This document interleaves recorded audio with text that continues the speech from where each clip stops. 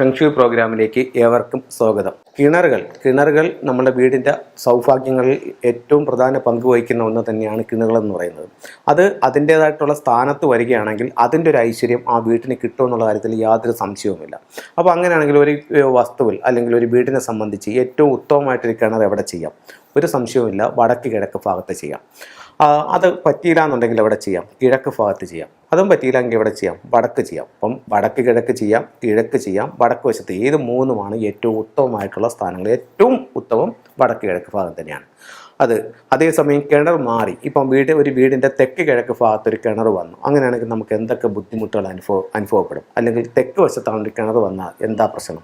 അല്ലെങ്കിൽ തെക്ക് പടിഞ്ഞാറ് വന്നാൽ അത് നമ്മൾ ഏത് രീതിയിൽ നമ്മുടെ ജീവിതത്തെ അത് ബാധിക്കും എന്നുള്ളതാണ് ഇന്ന് നിങ്ങളുമായി ഷെയർ ചെയ്യുന്നത്. അപ്പം ഇത് ഒരു പ്ലോട്ടാണ്. ഇത് സൗത്ത്, ഇത് നോർത്ത്, ഇത് വെസ്റ്റ്, ഇത് ഈസ്റ്റ്. ഇനി 4 കോർണറുകൾ. South west corner, south west, north west. South west എന്ന് വെച്ച് കഴിഞ്ഞാൽ തെക്ക് പടിഞ്ഞാറ് കന്നിമൂല. ഇത് വായു കോണ്. ഇത് വന്നിട്ട് ഈശാന കോണ്. ഇത് അഗ്നികോണ്. ഓക്കെ, അഗ്നികോണം എന്ന് പറഞ്ഞാൽ തെക്ക് സൗത്ത് ഈസ്റ്റ് കോർണർ. അപ്പം ആദ്യം സൗത്ത് ഈസ്റ്റ് കോർണറിൽ, അതുപോലെ ഈ വസ്തുവിൽ ഇവിടെയാണ് സൗത്ത് ഈസ്റ്റിലാണ് നമുക്കൊരു കിണർ നിൽക്കുന്നതെന്നുള്ളതൊക്കെ. അങ്ങനെയാണെങ്കിൽ നമുക്ക് നമ്മൾ വിചാരിച്ചിരിക്കാതെയുള്ള പെട്ടെന്നുള്ള ചിലവുകൾ നമ്മുടെ ജീവിതത്തിലേക്ക് വന്നിരിക്കും. നമ്മൾ ഒരിക്കലും പ്രതീക്ഷിക്കാതെ പെട്ടെന്ന് ഇപ്പോൾ എന്തെങ്കിലും ഒരു മോട്ടോർ കംപ്ലൈൻ്റ് ആവുക, അല്ലെങ്കിൽ ഫ്രിഡ്ജ് ഡാമേജ് ആവുക, അല്ലെങ്കിൽ വേറെ എന്തെങ്കിലും അത്യാവശ്യത്തിന് വേറെ എമൗണ്ട് നമ്മളെടുത്ത് മാറ്റി വയ്ക്കുക. നമ്മൾ വിചാരിച്ചിരിക്കാതെയുള്ള ചിലവുകൾ വന്നുകൊണ്ടിരിക്കും തെക്ക് കിഴക്ക് ഭാഗത്ത് കിണർ വന്നാൽ എന്നാണ് വാസ്തുവിൽ പറയുന്നത്. അതുപോലെ നമ്മുടെ കടങ്ങൾ നമുക്ക് സാമ്പത്തിക ബാധ്യത കൂടിക്കൊണ്ടേയിരിക്കും. തെക്ക് കിഴക്ക് ഭാഗത്ത് കിണർ വന്നാൽ കടങ്ങൾ കൂടിക്കൊണ്ടേയിരിക്കും. അതാണെങ്കിൽ എന്നെ മനസ്സമാധാനം കിട്ടത്തില്ല. ഇപ്പം കടങ്ങൾ വന്നാലും നമുക്ക് പെട്ടെന്നുള്ള ചിലവ് വന്നാലും സ്വാഭാവികമായും നമ്മുടെ മനസ്സമാധാനം നഷ്ടപ്പെടും. അപ്പോൾ മനസ്സമാധാനം കിട്ടാത്തൊരവസ്ഥ. അതാണെങ്കിൽ എന്നെ സ്ത്രീകളുടെ ആരോഗ്യം വളരെ മോശമാവുന്നൊരവസ്ഥയിലേക്ക് പോകാനുള്ള സാധ്യതയും തെക്ക് കിഴക്ക് ഭാഗത്ത് കിണർ വന്നാൽ ഉണ്ടാവും. അപ്പോൾ ഇവിടെ കിണറുണ്ടെന്നുണ്ടെങ്കിൽ നമ്മൾ ആ കിണർ അവിടെ നിന്ന് മാറ്റുന്നതായിരിക്കും നല്ലത്. അല്ലെങ്കിൽ അതിൻ്റെ പരിഹാരം എന്തെന്ന് വെച്ച് കഴിഞ്ഞാൽ എത്രയും പെട്ടെന്ന് ചെയ്യുക. പരിഹാരത്തിനേക്കാൾ നല്ലത് എപ്പോഴും മാറ്റുന്നതാണ്. പിന്നെ ചില സന്ദർഭങ്ങളിൽ നമുക്കത് ചെയ്യാൻ പറ്റാതെ വരും. അപ്പോൾ അത്തരമുള്ള സന്ദർഭങ്ങളിൽ നമുക്കൊരു ഫെങ്ഷി കൺസൾട്ടനെ കാണിച്ചുകൊണ്ട് അതിന് വേണ്ടുന്ന പരിഹാരങ്ങൾ ചെയ്ത് കറക്റ്റ് ചെയ്തെടുക്കുകയെങ്കിലും ചെയ്യുക. അടുത്തത് തെക്ക് വശത്ത്, വീടിൻ്റെ തെക്ക് ഭാഗത്ത് ഒരു കിണർ വന്നു കഴിഞ്ഞാൽ നമ്മൾ അതെന്ത് ചെയ്യാൻ പറ്റും? അത് എന്ത് ദോഷം നമുക്ക് വരും? തെക്ക് ഭാഗത്ത് കിണർ വന്നാൽ അത് സ്ത്രീകൾക്കാണ് ദോഷം. ഇപ്പം നമുക്ക് പൊതുവേ ഞാൻ മറ്റ് പല പ്രോഗ്രാമിലും പറഞ്ഞിട്ടുണ്ട്, ഒരു വീടിനെ സംബന്ധിച്ചിടത്തോളം ഒരു വീടിൻ്റെ തെക്ക് ഭാഗം ഉയർന്നിരുന്നാൽ അത് സ്ത്രീകൾക്ക് കൂടുതൽ ഗുണങ്ങൾ കിട്ടുകയും അതേസമയം ആ വസ്തുവിൻ്റെ പടിഞ്ഞാറ് ഭാഗമാണ് ഉയർന്നിരിക്കുന്നതെന്നുണ്ടെങ്കിൽ പുരുഷന്മാർക്ക് കൂടുതൽ ഗുണങ്ങൾ അതുമൂലം കിട്ടുകയും ചെയ്യും. അപ്പോൾ ഇവിടെ തെക്ക് വശം കുഴിയായി പോയപ്പോഴത്തേക്ക് ആ തെക്ക് സൈഡ് വീക്കാകുമ്പോൾ സ്വാഭാവികമായി സ്ത്രീകൾക്കത് ദോഷം ഉളവാക്കും.